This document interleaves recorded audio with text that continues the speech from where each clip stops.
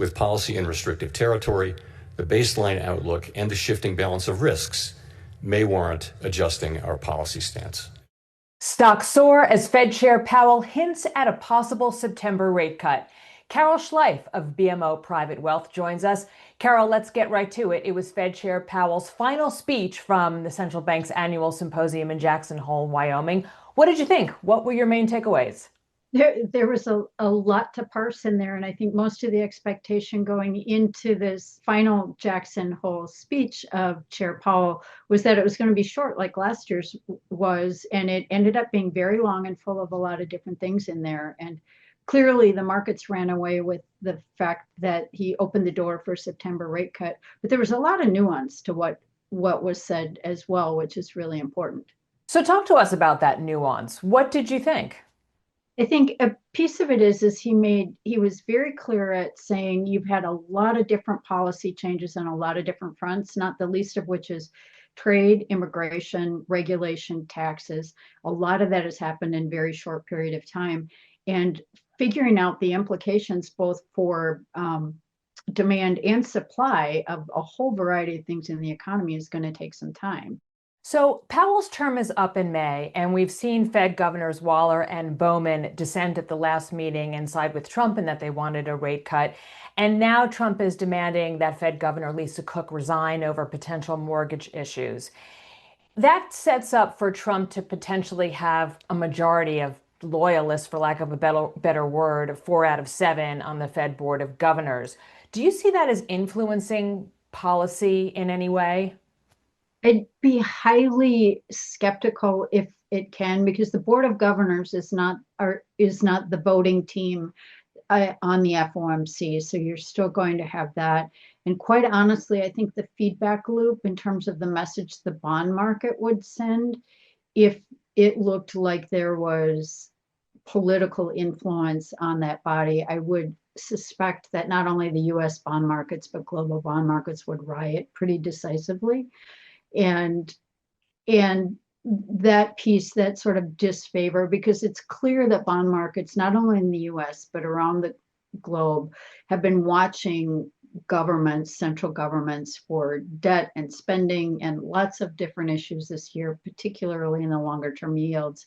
We've seen it in Germany, we've seen it in the UK, we've seen it in Japan, we've seen it in the US, where hints come in terms of weaker auctions and things like that in terms of bond markets. And we strongly suspect that bond markets are going to react. And that would start the feedback loop, because both President Trump and Secretary Chair Scott Bessent have been very cognizant of understanding how the bond market reacts. And so they'll watch that and hopefully tone it down, much as they did back in April, March and April, when the conversations about potentially firing Powell sent markets into concern. Well, do you think that the Fed will cut rates in September? Do you think that it should? We do think the Fed will cut rates in September. That's been our House party line, basically our base case since the beginning of the year. We do think the economic numbers do support that because of the fact that the Fed is moderately restrictive still. So let's dig a little deeper into that, because we've had several retailer earnings this week who have indicated that prices may rise for some of their products due to these tariffs. So explain why the Fed is focusing more on the labor market right now, while still indicating that inflation could rise. That's a great question. And the difficulty that our Fed has versus all the other central banks out there is the fact that they have 2 mandates. They have to pay attention to inflation and they have to pay attention to employment.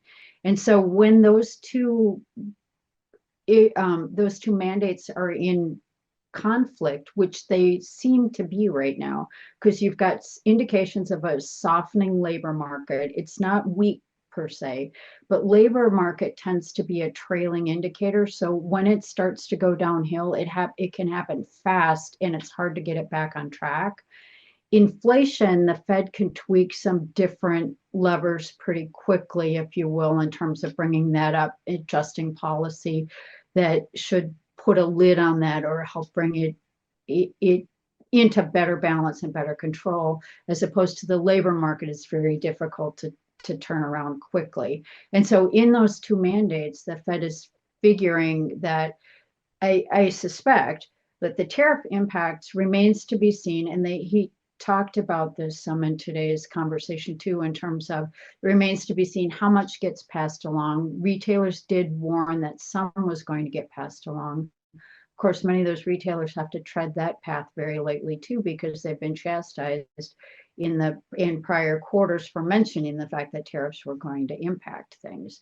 But it could be filtered. Consumers have lots of choices over whether to pay that price or shift to something else or not purchase at all. And so the impact on inflation is likely to be more muted than what will happen in the labor market if it really starts going into a tailspin.